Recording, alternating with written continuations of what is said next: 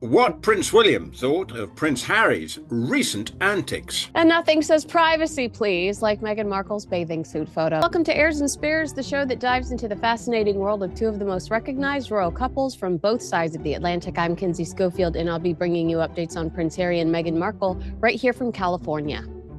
And I'm Rupert Bell here in the UK. My goodness me, we saw something strange this morning. We had a bit of rain. But I'll be bringing all the news about the Prince and Princess of Wales. And this week, it's a cucumber and zucchini free zone. You're like, this week, it is actually going to just be a forecast.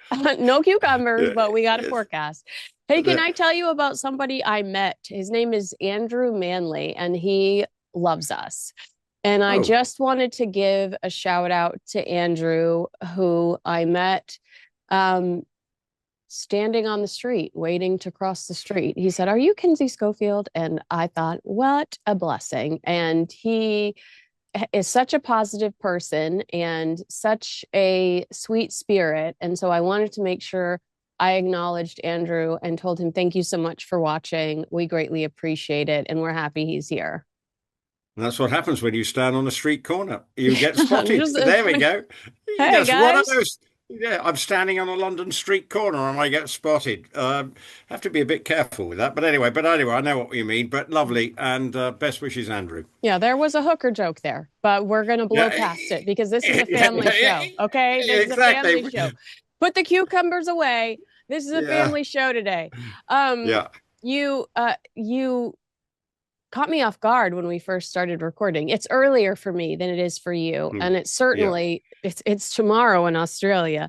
But you said, hey, are we going to talk about Meghan Markle on MasterChef? And I was like, ugh, what's there to talk about? And well, but no, I mean, there is something to talk about. The same woman that leaked the story that she didn't want to be called royalty on MasterChef is conveniently interrupted by a call from her husband. You've been on active sets. How often do they tell you to turn your cell phone off or have it on vibrate or put it on airplane mode when you are on a live set? And Meghan Markle, who's supposed to be the queen of Suits, are you telling me she didn't know when to have her cell phone off? Well, to me, this is ridiculous. So any guest on MasterChef say, well, okay, any MasterChef, their other half, and say, well, I just think, could my other half just ring in and say hi to me while I'm a guest on this program? That is just so naff. But let's be honest, we know why she did it. It is to prove her royal credentials. And what's worse in this program? Sorry, we're going. I'm off, and I'm not starting calmly already. I mean, you've unleashed me already, Kinsey, with my diatribe about this MasterChef Australia. When we talked about their visit to Australia, it was not a good look for them because it appeared they're trying to do the half in, half out quasi royal tour stuff. She was then monetizing everything she was wearing. Now she's on MasterChef. Fine, I understand. You know, she's doing lifestyle, she's doing cookery programs. And whether we agree or disagree, she has a cachet. So there will be eyeballs watching this program. But to then have a cheesy call with her husband just to further enhance her royal credentials is just naff beyond belief. But obviously the program makers thought it was something that was well worth inserting, or it may have been something that she insisted on. I have no idea. But it just, to me, just seems so wrong that you need your other half to sort of almost give you credibility. And then she's saying, you know, or one of the guests says, cook something fit for a duchess. Well, I didn't think she wanted to be known as anything royal. So no, she does. She wants to be Duchess of Sussex, but she feigned disdain for the royalty line. You know, we're used to having royalty in the kitchen, but this is, you know, a whole other level, something along the lines of that. And she had her team leak that she was frustrated that they called her royalty because that they were told before they started, according to Meghan's team, they told the team not to refer to her as royalty. before they started to record. Duchess is fine because Duchess, she's beaten that title. Like, we've seen her beat the hell out of that title. She's using that Yeah. as if, her life depends on it. But it was the royalty line that she feigned stress over, which, to your point, to then have your husband call in, who was born into the royal family, she's temporarily married into it. That's the obvious bit right there. I haven't seen its entirety, so shoot me down with a feather if I'm getting the pitch of the program wrong, and I'm obviously seeing things on a probably a social media feed that is not always slanted in the favour of the Sussexes. So I dearly love to ask, and I know we have Australian viewers. I've got friends in Sydney who watch this, and I would be curious to know what they thought. Was it out of kilter with the kind of program that it normally is? But I would suggest to have Harry popping up as a suddenly a phone call, which they do as a bit cheesy. They do every so often, don't they? And Yeah, you I think, remember when after he peed in a stranger's house in Beverly Hills on Late Night with James Corden, then Meghan Markle FaceTimed and they all talked to Meghan Markle on the James Corden show. see, it's just a naff shtick. Mm-hmm. And I'm sorry, it shows both of them. It's almost like in that instance, Harry's with James Corden, but Meghan wants to feel part of it. Mm-hmm. Now, in MasterChef Australia, it's Meghan there, but she almost needs Harry as the crutch to give her credibility. So it's a very different, maybe vibe, but it's the same outcome. Naff. Now And you know what? I saw somebody say that they were trying to justify this, Rupert, by saying, well, Meghan Markle has as ever, but you can't purchase as ever products in Australia. So to me, that argument just doesn't stand up. If I can't purchase the products, and why promote or why pretend you're promoting a company in a country that has yet, again, it's like doing releasing the Netflix show before the products were available. It's like they Well, continue to either do things that are out of order or completely don't make any sense. yeah, well, yes, but and MasterChef is a global brand, so these programs will be shown worldwide. So, indeed, I'm sure that you will be able to find MasterChef Australia on some network in the States, even Food Networking, because they're all desperate for content, so they share it all around the world. So, whether you can get the stuff in Australia, I don't know. But she wants to try and make, as ever, a global brand, but that just doesn't seem to be happening.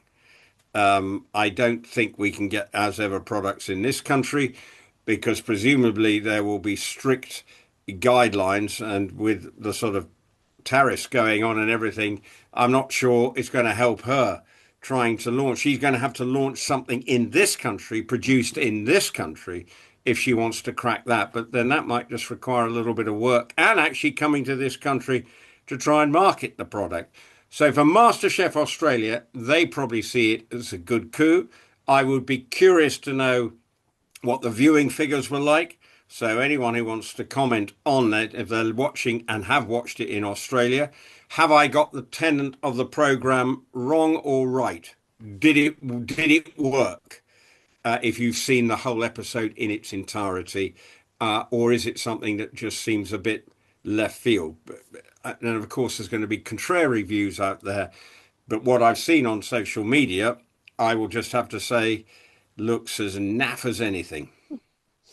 You teased Prince William's thoughts on Prince Harry's latest antics. And something we talk about pretty regularly here on this show is like the disdain for the really lazy description of Prince Harry, or Prince William being furious. Like, there's no way in hell this guy walks around with the chip on his shoulder, mad all the time. If you want to see an example of that, it's clearly Prince Harry.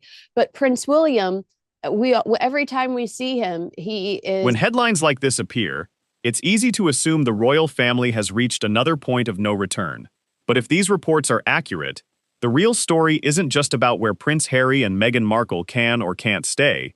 It's about what that decision could reveal regarding the future relationship between the House of Windsor and the Sussexes. Recent reports cite royal commentators claiming Prince William opposed the idea of the couple staying at Windsor, though Buckingham Palace has not publicly confirmed such a directive. Windsor Castle isn't simply another royal residence. It's one of the monarchy's most symbolic homes, closely tied to the late Queen Elizabeth II and the Prince and Princess of Wales. So discussions about who is welcomed there often carry symbolic weight far beyond accommodation. Whether intentional or not, decisions involving Windsor are frequently interpreted as signals about trust, family dynamics, and the monarchy's priorities. The reported accommodation issue also fits into a much longer story. Since Prince Harry and Meghan stepped back from royal duties, he is focused on the task at hand. He, delivers whatever he's expected to deliver and doesn't disappoint. And so I want to say right off the bat that I appreciate the way that Emily Andrews discusses what she's heard about Prince William from her sources after the Harry visit. So Emily Andrews reports Prince William was said to be unhappy. Not furious. He's not in a rage. He's unhappy. And I'm told made it clear that Harry and Meghan were not to be offered Windsor Castle or indeed any royal accommodations in Windsor, which I do believe that. And I was even thinking, please don't let them have Windsor. That's such a sacred space. He did not want to run any risk of seeing his younger brother or Meghan Markle on his home turf. The brutal showdown, which is what it would surely be between the warring brothers, is something that William would want to avoid at all costs. Emily says, in fact, I'd go as far as to say he'd snub Harry if he came anywhere near. My sources tell me that their relationship is far from thawing. Harry's apparent entitlement, lack of good judgment, and lashing out have perhaps destroyed his chances of fully rebuilding bridges with his family. Yes, he and Meghan were able to bring their children to meet their grandfather, who is still recovering from cancer treatment, don't forget. But as a future blueprint for calm, measured, and treasured family time, Prince Harry blew it. I thought that was a pretty legitimate response to what we saw from Prince Harry. And again, I just appreciate that she's not saying that Prince William's punched a hole in the wall like everybody else says, who I think is completely lazy and full of BS. Well, I've got a lot of time for Emily. I've had some good fun times with her, and I think she's more often than not got her finger on the pulse. I think he will be unhappy, and I think furious, no, frustrated, yes, unhappy, disappointed. When's it going to end? That kind of reaction is what we're talking about. Exhausted, yeah. And just, where's this going to go now? Why can't the guy just shut them up, and just learn to just keep his mouth shut and do the right thing? And that is the problem. And I think that's what William is thinking, eye-rolling in frustration and disappointment that his brother is just so brain dead at times and not sensitive to family needs.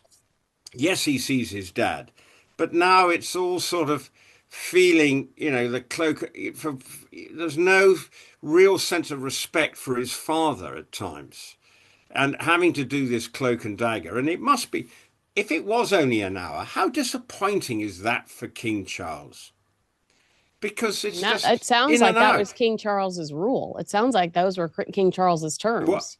Well, it may have been, but what I'm saying is, you've practically only had time to say hello, how are you, what have you been doing, what's going on. What you need is one of those where you're sitting around the dining room table and you may have a glass of Chablis or two, and you can basically shoot the breeze. You know what I mean? Yeah, but they don't trust them to do that. They're afraid that anything they say will be repeated. So the king had to do a, highly choreographed, very brief, let me just see my grandkids. That's really all I want to do, because I don't want to fight with you about security or about this court case. Yeah. Well, no, and everything else that's gone on. Forget just the short-term court case and and the security issues. It's all the other baloney that's come out, which seems to have now, we got Oprah running for the hills now and realizing I've made the biggest mistake of my life with that interview, because people have picked holes in it. And Oprah has had a road to Damascus moment and realised, oh, I think I was sold a kipper or whatever the phrase is. I'm mixing my metaphors here, so I Oh, who apologise, cares? but I I love think you it. get my drift. You get my drift here. Um, so this is the problem. So I do feel deeply sorry that what families need in these instances is right. The ground rules are right. You're coming round. You can stay overnight. We're going to sit round and we're going to have some supper, and we're going to, I'm going to tell you, son, some home truths here, and you better flipping well listen and start behaving like a real man instead of like a bitter and twisted human being who feels that he's not got the rub of the green. Well, here he is, got a multi-million pound villa in Portugal, so we're told. He's got a multi-million dollar house in California.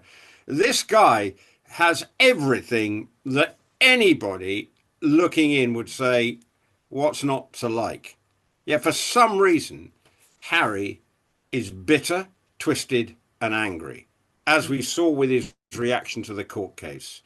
And we've obviously seen that when Meghan wasn't able to put her head above the parapet at all while she was in the UK. So the whole thing just shows that this guy is not able to move on. And look, I know we say this probably every week, but this is a further testament to that. And and it must be deeply frustrating for William, thinking, why does my brother not just let the air out of the balloon and just say, my life's pretty good? What not to like? I've got two happy children. They seem all right. You know, just get on. But that's not the way it works with Harry. There is, I'm not, I want to ask, what's his end game? What does he want? To get his way all the time. Yeah, It seems like he wants his way. but He wants to be treated like William. This is an ego. This is Spare. I think when we heard the name of that book, told us everything we needed to know about this guy, that he is just wholly consumed. And it's my understanding that it's thanks to Meghan, that Meghan pointed out, it was Meghan next to him that started going, why are they getting that? Why don't we have that? Why is that? Why are they more important than we are? That it had never really occurred to him to fixate on it. Although Paul Burrell told us he was mad William got the extra sausage. So that was somewhere in the psyche. If you know that William was getting things that he wasn't given, but I just think that he wants what William has. And at the end of the day, you will never be king. Your wife will never be queen unless it's of a Walmart superstore. But you will never be king, buddy. well, yeah, but he hasn't, and I'm afraid I think Meghan's got in his ear and has exacerbated his frustration because I think until he met Meghan, he accepted his lot and he knew where he was and he was able to make a contribution. Look, okay, his private life at times was wild and eccentric, but the number two of the royal family has always done that. Yeah. If you over We the miss you, years, Princess Margaret. well, Princess Margaret, what a character. Yeah. Wrong whiskey, please. That's a story, our family story, I can tell you. She always liked a certain whiskey, uh, and she came to my great aunt's house, who knew her quite well, and my cousin knew Princess Margaret quite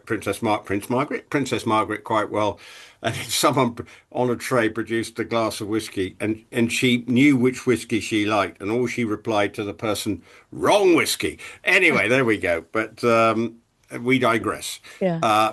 But the point being that until Meghan came along, he knew where he was in life. His problem was that he couldn't find anybody because of his complications, sort of off camera. That most of the girlfriends he had actually realized this is a poison chalice. This is a project. This is a project. Well, yes, and it will be too much like hard work. And Mm-hmm. do we need that? And you think of Chelsea Davy, who's now very Happily happy, moved married. on, Yeah. Mm-hmm. with a couple of kids or one kid or whatever it is. I'm not fully up to speed with Chelsea Davy's new arrangements, but at the time she was perceived as the right sort of gal. That mother would be proud of. You know what I'm saying? And yet at the same time, they then went, "Oh, this is not for me," and that left Harry. That was the problem. And along then comes someone who got the bit between her teeth and just achieved her mission. And now that, unfortunately, that mission has led to his head being turned because he's probably sitting around their dinner table after she's cooked a fabulous meal. Uh, Single skillet spaghetti.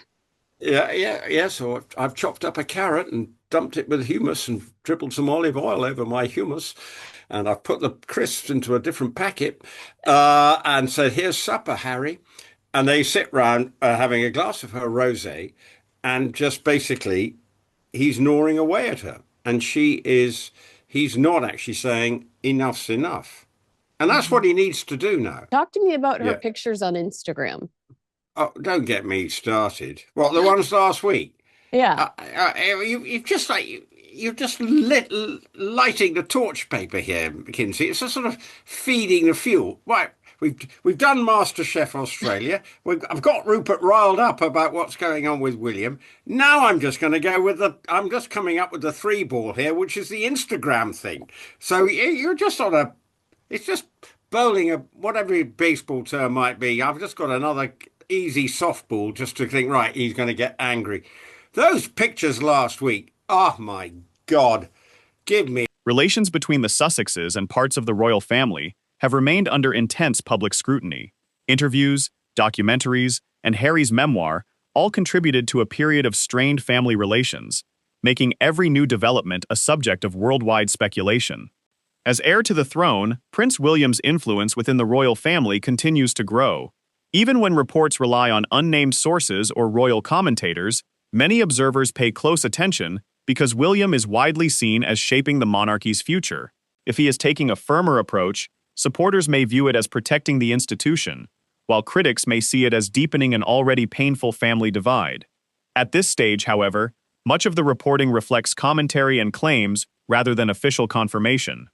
Unsurprisingly, reactions have been deeply divided. Some believe firm boundaries are necessary after years of public disagreements. Others argue that family reconciliation should come before protocol. A break. Because I looked at them and I went, oh, okay, we got more back shots at the children. They presumably were at all three, which we always knew was likely to happen, right? That's not a surprise. But it's interesting that Charles Spencer has said the square root of anything about the trip. So he's kept his side and said, right, this is me. The only person who's let us know they were there is the Sussex camp. We've got Harry flinging Lilibet through the air, and we've got back views again. Where is the privacy of the children? Yeah. We've got this lovey-dovey black and white photograph of her and Harry having this romantic dinner somewhere. What else have I missed? Well, I mean, I didn't need to see her butt in a bathing suit. That's where I was like, that was a jump scare I wasn't prepared for. Yeah, but they've obviously got the photographer nearby. Yeah, thanks. Thank God. Thank God they have a photographer with them 24/7 for their privacy. For their famous privacy. And this is where I again go, sorry, you're just a family on a holiday. You've got no connection. Why do you feel the need? But this comes after, of course, a few days after George it turns 13 and him being photographed. But that is a historical document to some extent. It is. That is the point. He's turned 13, becomes a teenager. That is a moment. He's a future king. So these things get recorded for posterity throughout time. So that's why that happens. So why does Meghan then feel, well, we've got to go and show we're playing happy families in our multi-million-pound villa in Portugal? Oh, woe is me. And then we've got on the property where Diana's body is buried. I've always hated that she's there. I've always felt like she hates that she's there. She was outgoing and loved, and what her family or what her brother has basically done is put her in this space where she's going to be alone and lonely. Like, and Meghan just posting all these pictures frolicking around it. Like, to me, that is just very repulsive. I'm gonna. Can I disagree with you? Yeah, that's fine. I don't care. Fine. Okay. Okay. Well, I'm going to on that one. I do think I wouldn't. I'm glad we don't have something in London like is where she's buried in London because I think there is a. I think the privacy I think is important because she didn't have the much privacy in her life. I know she created a lot of the drama around her herself because she was an arch manipulator of the media. Now I the tragedy of what happened in Paris, and obviously next year will be 30 years, and that's going to be a soap opera in itself as they remember that. So will the brothers come together, etc., No, etc. that's not even So worth debating. But I guarantee you, we're going to be pulled into that 1,000 times. I look at her being there. I don't have a problem with that. But She she was spent she all of her life lonely. She spent all of her life in a loveless marriage to the point where she would sneak out late at night and pursue relationships, go to hospitals and sit with people as they were dying just so she could have that connection. And now she's again alone on an island, lonely. I don't think she'd like it. I think she would want people to come and touch her headstone and talk to her. I mean, this is such a dumb conversation, and I apologize for pursuing it. But I do think about this quite often that I fear and I feel bad that I think she's lonely there. well. I'm going to say I actually think now when you think about her childhood, it wasn't straightforward. Her mother and her father, messy divorce. Her father brought her up, then marries Barbara Cartland's romantic novel daughter Rain, and that wasn't Acid rain, straightforward. acid Yeah, rain. right. Yeah, exactly. And actually, Frances Shan Kidd, I used to spend my summer holidays in Oban, and she ran a gift shop in Oban. So anyway, while I was But there and also everything. it's my understanding that she didn't love that place because of those memories, because of acid rain. That Althorpe wasn't a happy place for her. But I get it's still the ancestral home for the Spencer family.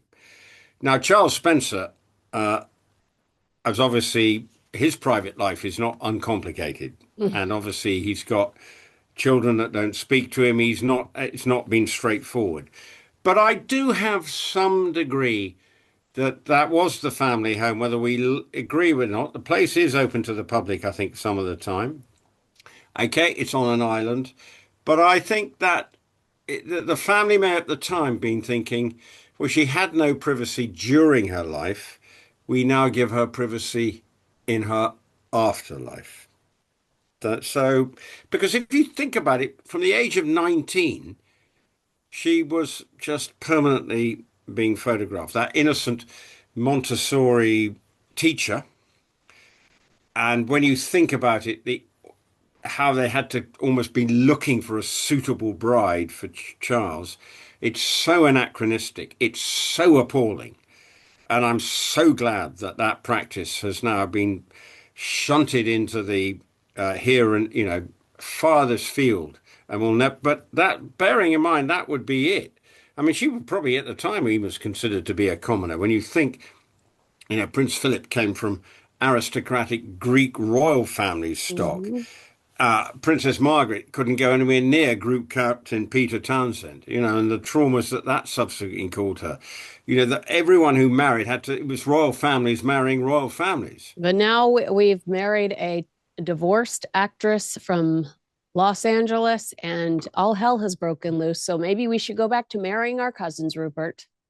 Well, I'm not, I think, maybe not, but I do think, well, Edward the Seventh, obviously, Edward the Eighth, well, Edward the Seventh was a different story. He just left a trail of whatever, and he what led a full and active life. I think he did. But for Edward the Eighth, he marries a divorcee, and he was the sort of one who started might some people might say the moral decay of the royal family, but I don't think we can probably quite put it like that.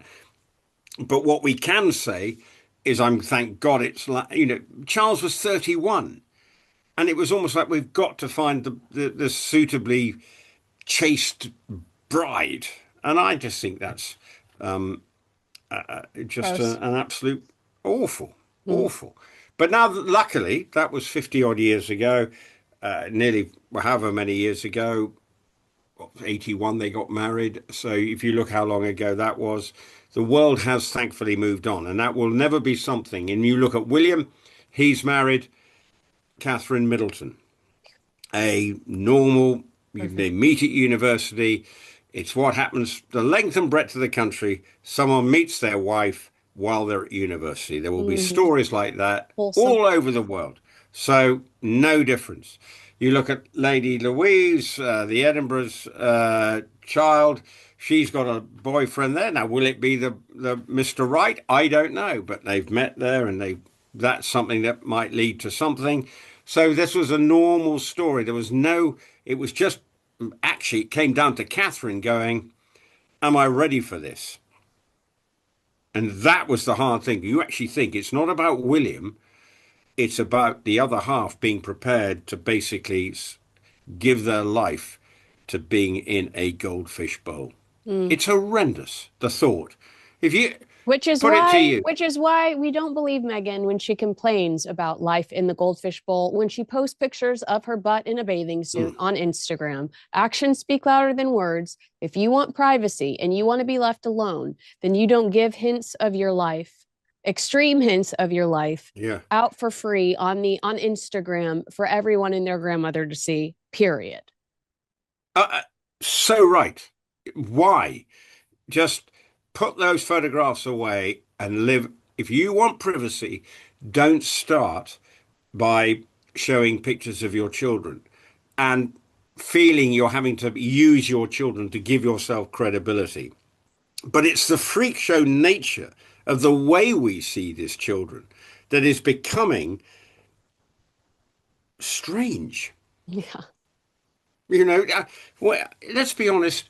If I send a picture of well, okay, all my children have flown the nest and living in all corners of the globe or whatever.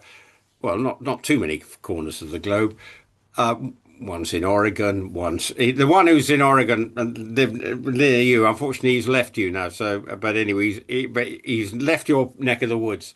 He's gone upstate. I don't know what you say going from LA to Oregon. Is that upstate? What's that about? I think no matter what, getting out of the state of California is an improvement. So I'd say moving Well, on up like he George did and say Lindsay. Yes. he did say the cost of living is absolutely horrendous, and just to get to have a go to a restaurant takes about 10 hours. So I think anyway, that's American life for you. Whatever.